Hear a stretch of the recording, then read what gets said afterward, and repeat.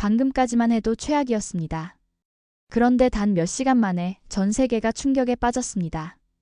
일본도, 중국도, 유럽도 모두가 당황하고 있습니다. 도대체 한국이 무슨 일을 벌였길래 이렇게 판을 뒤집은 걸까요? 오늘 이야기는 단순한 외교 드라마가 아닙니다. 한 나라가 어떻게 최악의 위기를 역사적 기회로 바꿔냈는지 보여주는 실전 외교의 교과서입니다. 여러분, 절대 채널 돌리지 마세요. 이건 앞으로 수년간 외교 아카데미에서 연구될 사건이니까요. 한미 외교 위기와 반전의 하루. 워싱턴 D.C.의 새벽 공기는 유난히 차갑습니다.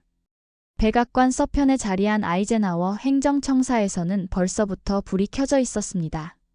국무부 동아시아 태평양 담당 차관보 제프리 케이는 커피 한 잔으로 긴긴 밤을 버텨내며 스마트폰 화면을 응시하고 있었습니다. 트루스 소셜에는 새벽부터 폭탄 같은 글들이 연달아 올라오고 있었습니다. 한국은 우리 돈만 빨아먹는 기생충이다. 70년간 무임승차한 놈들이 이제 와서 무슨 소리냐? 동맹? 그건 우리만 손해보는 일방통행이었다는 식의 거친 표현들이 난무했습니다. 더욱 심각한 건 이런 글들에 수천 개의 좋아요와 리트윗이 붙고 있다는 사실이었습니다. K는 깊은 한숨을 내쉬었습니다. 오늘 오후 2시, 바로 몇 시간 후면 한국 대통령과 미국 대통령 간의 긴급 정상회담이 열릴 예정이었습니다. 하지만 지금 분위기로는 회담장에서 무슨 일이 벌어질지 예측하기 어려웠습니다. 폭풍 전야의 워싱턴. 케인이 국무부 청사 7층에 도착했을 때 평소보다 훨씬 많은 직원들이 일찍 출근해 있었습니다. 복도에서는 숙청, 혁명, 완전한 재검토라는 단어들이 오갔습니다.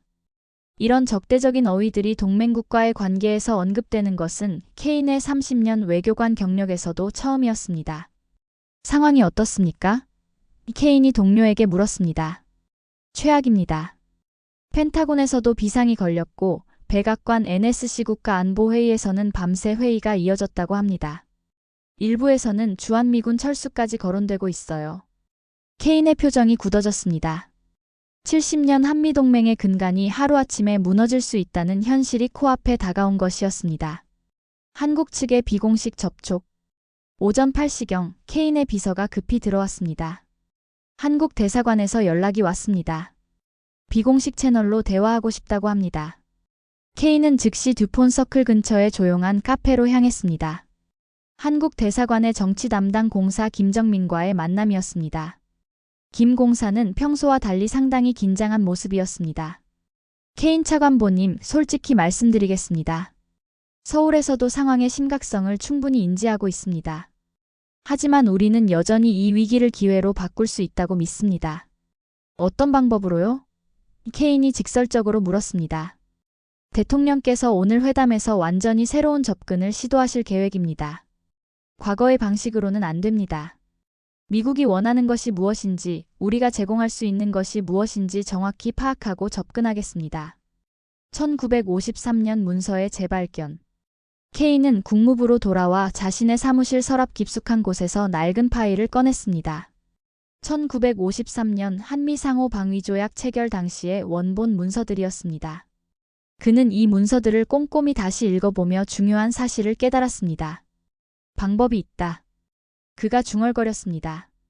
조약의 핵심은 단순히 미국이 한국을 보호해주는 일방적 관계가 아니었습니다. 상호 이익과 공동 번영을 추구하는 파트너십이었습니다. 문제는 지난 수십 년간 이런 상호성이 제대로 부각되지 않았다는 점이었습니다. K는 즉시 다층 시나리오를 준비하기 시작했습니다. 첫째, 한국 대사관과의 심화 면담을 통해 한국 측의 구체적 제안을 파악하기. 둘째, 국무부 내부 브리핑을 통해 동맹의 경제적 가치를 재조명하기. 셋째, 의회 주요 인사들과의 접촉을 통해 정치적 지지 기반 확보하기. 정상회담 2시간 전부터 분위기는 최고조로 달하기 시작했습니다. 오후 12시 백악관 주변은 그야말로 전쟁터였습니다. 기자들이 몰려들었고 시위대들도 나타났습니다. 한미동맹 사수를 외치는 목소리와 미국 우선을 주장하는 구호가 뒤섞여 혼란스러운 상황이었습니다. 이때 한국 대통령 일행이 블레어 하우스에서 백악관으로 이동할 준비를 하고 있었습니다. 수행단의 한 관계자는 대통령께서 매우 차분하시다고 전했습니다. 위기일수록 냉정함을 잃지 않는 것이 한국 외교의 전통이었습니다. 한편 백악관 내부에서는 마지막 순간까지 회담 시나리오가 조정되고 있었습니다. 일부 참모들은 강경 대응을 주장했지만 다른 측에서는 관계 회복의 필요성을 강조했습니다. 결국 대통령은 결과를 보고 판단하겠다는 입장을 고수했습니다. 회담장의 첫 순간. 오후 2시 정각 백악관 오벌 오피스의 문이 열렸습니다.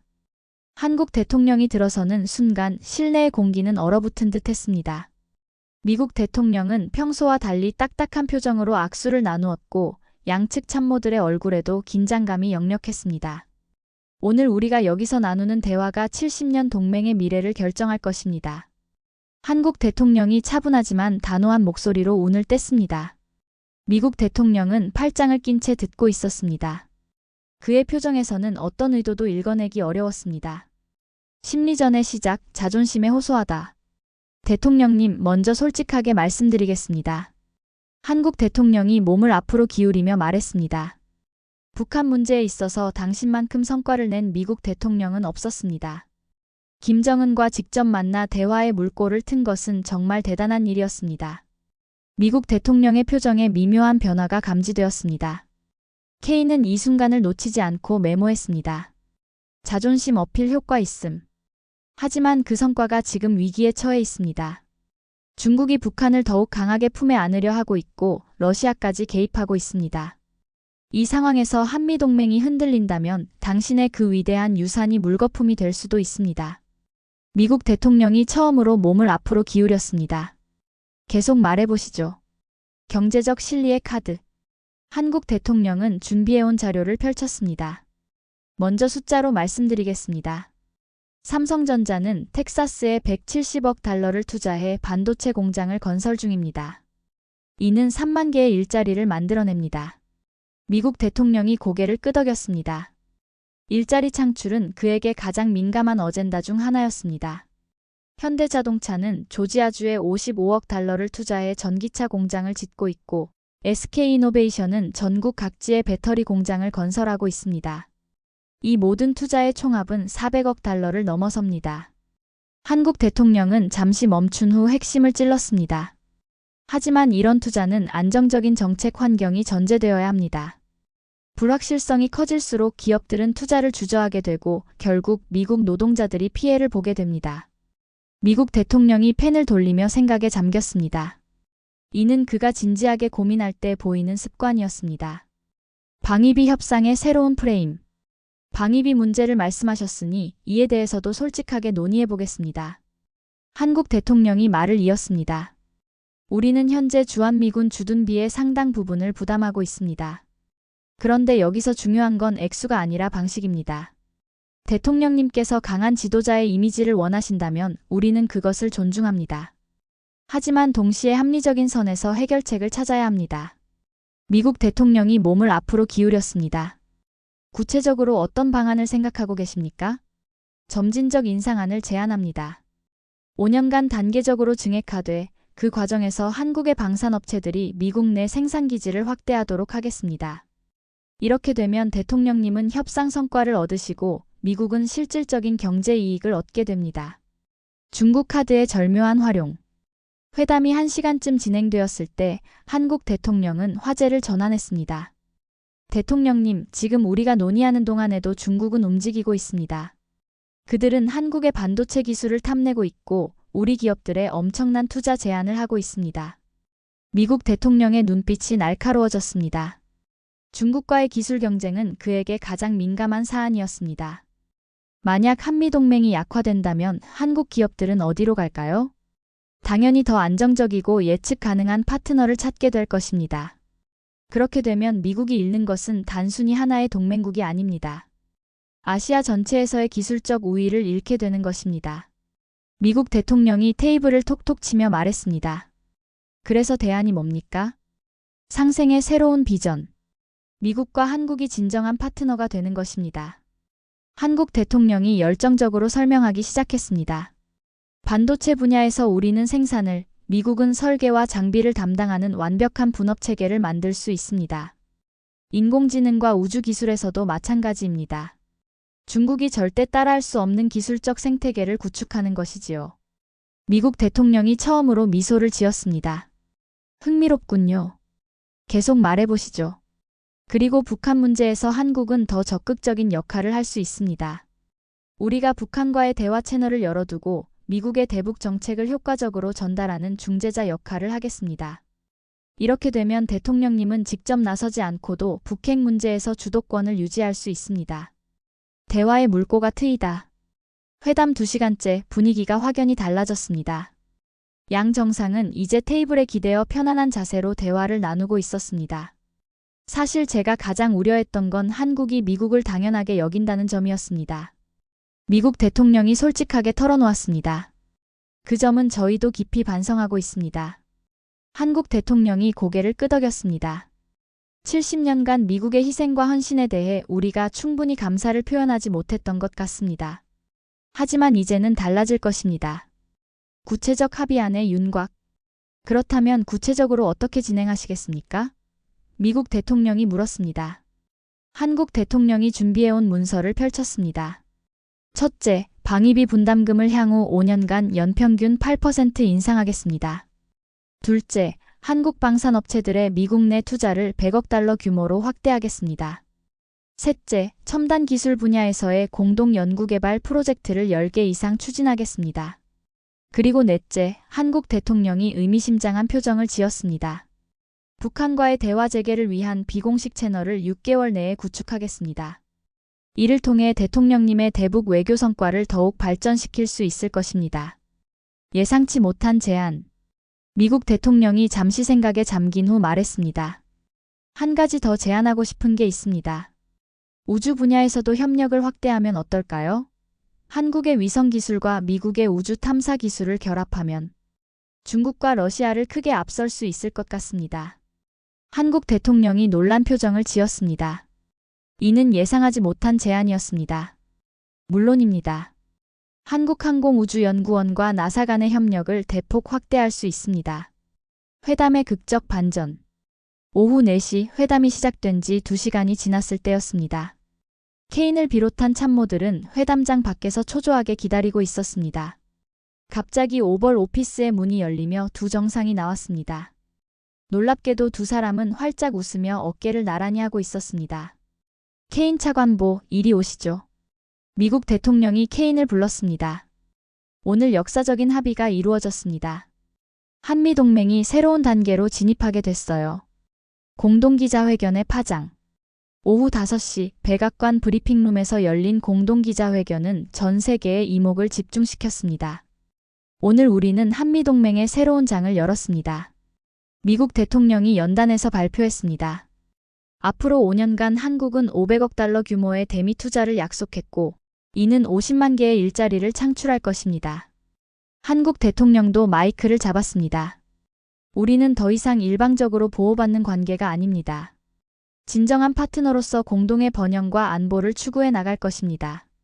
기자들은 놀라움을 감추지 못했습니다. 불과 몇 시간 전만 해도 동맹 파탄 위기였던 상황이 완전히 뒤바뀐 것이었습니다. 트루스소셜의 반응 변화. 회담 직후 트루스소셜의 분위기도 급변했습니다. 이제야 제대로 된 거래가 성사되었다. 한국이 드디어 공정한 몫을 하기로 했다는 긍정적 반응들이 쏟아지기 시작했습니다.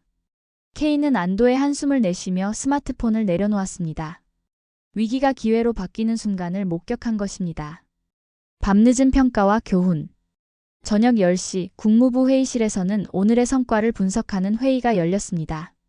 한국 측의 접근법이 정말 인상적이었습니다. 케인이 정리했습니다. 그들은 감정이 아닌 이익의 언어로 말했고 미국의 자존심을 건드리지 않으면서도 실질적 성과를 이끌어냈습니다. 동료 외교관이 덧붙였습니다. 특히 중국 견제와 북한 문제를 연결시킨 부분이 효과적이었어요.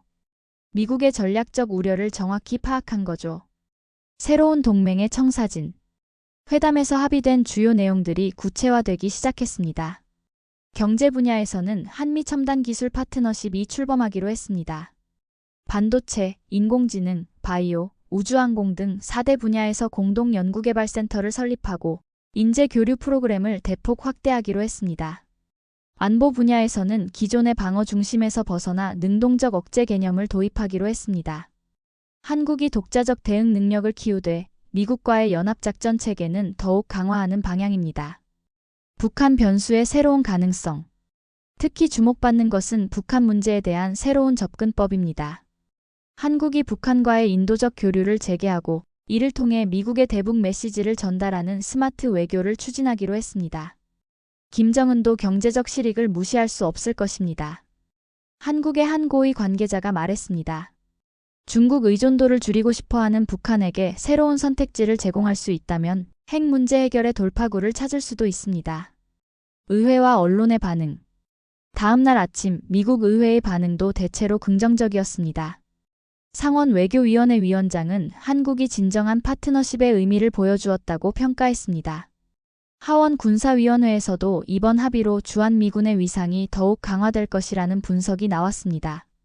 주요 언론들도 외교적 대반전, 위기에서 기회로라는 헤드라인으로 이번 회담을 보도했습니다. 월스트리트 저널은 한국의 정교한 외교 전술이 빛을 발했다고 평가했습니다. 아시아 전략의 새로운 축.